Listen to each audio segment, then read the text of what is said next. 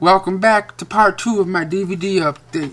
First up on part 2 is Whitney Houston, Angela Bassett in Waiting to Exhale, which I picked up for $3.99. But I don't know, I really like this movie. It's you know, fuck. You know me, I can't explain shit. Next movie is a documentary called Unknown White Male. It's a documentary about a guy that wakes up on a train or a tram or one of those fucking things, and he doesn't remember who the fuck he is or where he came from and shit like that. And the documentary is just about that, basically. It was like $2 at CD Trader, so I just gave it a shot. I'm not even sure if I fucking showed this before. Next up is a DVD I got from Big Lots. It was $3. I just got it because Bill Cosby was on it, and then I found out from some other people online that even Bill Cosby hates this fucking movie. He hates that he was in it. And that's Leonard Part 6. And for the longest time, every time I saw this title somewhere for sale, I'm like, where the fuck are the other parts? You know what I'm saying? Like, what the fuck is Part 1?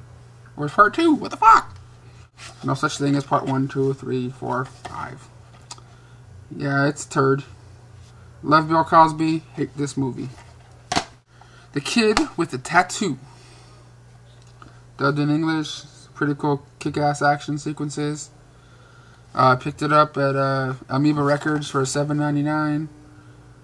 Yeah, it's put out by the Shaw Brothers, or it was made by the Shaw Brothers Studios in the 70s. I forgot what the other name that movie was called. That movie's called. You know, kung fu movies are always called like 3 or 4 different names. Next up is a TV show I picked up at Big Lots for $3, and I'm fucking so mad they canceled this show. I didn't even know the show was on TV when it was on. But watching this, I fucking love this shit. If you guys see this, you know, for like $3, $10, whatever, pick this up if you guys like raunchy fucking comedy. Lucky Louie. Put out by HBO. Holy crap, there's some funny shit in here. The only thing I don't like about this show is you know what I mean, the production values. Holy shit, dude. It looks like, I don't know, the production values suck balls in this motherfucker. It's like, here, let's put a table, put some walls. Fucking, let's not even put a picture on the fucking wall. You know what I'm saying? But a funny fucking show. You guys should give it a shot. Lucky Louie. Pineapple Express, the 2-disc unrated special edition. I don't think this is the best, you know, Apatow thing. Well, Apatow didn't. Apatow just produced it, but it's David Gordon Green that put it out or directed it.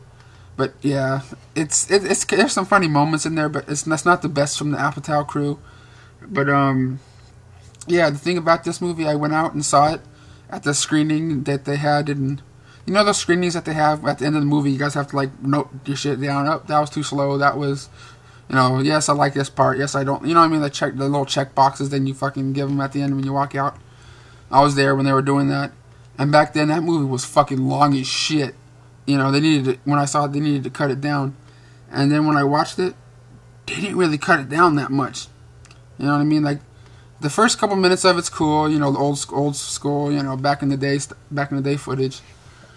And then, you know, then it goes, and then it hits when you know, Seth Rogen goes to, you know, Franco's house. It just like, it's like a 10-minute long, 15-minute long scene of them just in the fucking room talking about weed and shit. It was cool, but then it just got fucking slow. I'm like, God damn it, get out of that fucking room already. You know, I like the movie, that's why I bought it, but, you know, like my stand-up comedy things. It's sort of like, the hell, Def Comedy Jam, but, you know, Martin Lawrence style. Martin Lawrence is not in, you know, he doesn't perform in this. You see him in there for like a second. He pulls like a Russell Simmons on the last episode and shit. You know, it has some cool comics in here, like Lavelle Crawford, AJ Jamal, Cheryl Underwood. You guys should give it a shot if you see it somewhere for, you know, really cheap. It's a 2-discer. A couple episodes on those things. Season 2, Martin Lawrence, First Amendment stand-up. Season 8 of Seinfeld. Pretty sweet. Good stuff in here. I think that this is the season. Yeah, this is the season that has that episode with Elaine going to the video store and you know, picking out the employee picks, and then she ends up like really wanting to know who this kid is. That's, you know, the movies that she likes and shit. And she ends up going to the nerdy kid's house and shit. It's pretty funny. 10 items or less. Season 1 and 2. It's about people that work in a supermarket. But it's the thing about this show, it's a total improv show.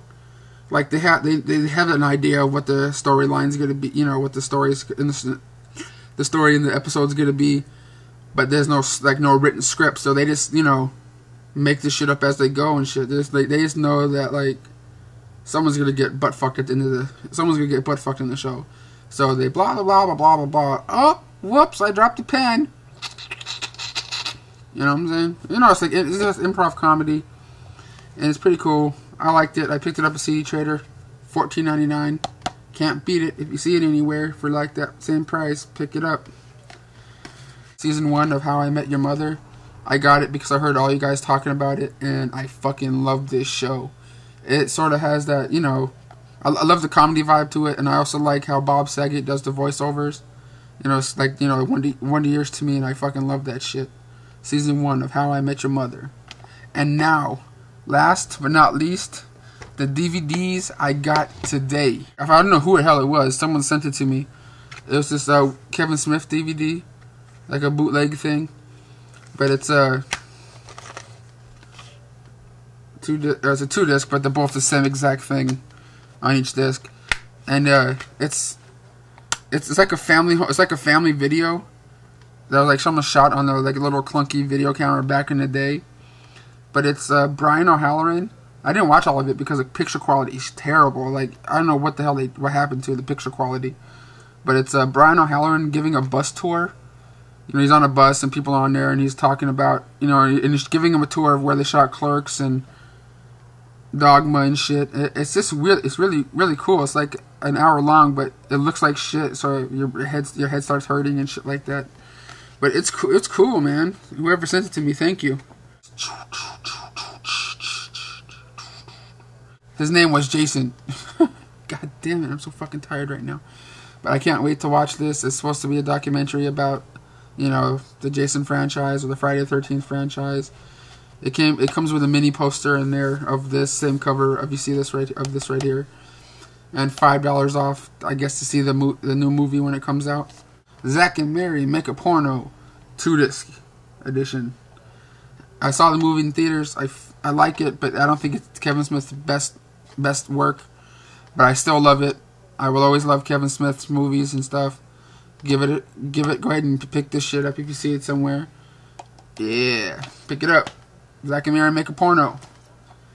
My dad did a movie with Tracy Lords, the one that blows the bubble. That blows bubbles out of her snatch. You know what I'm saying?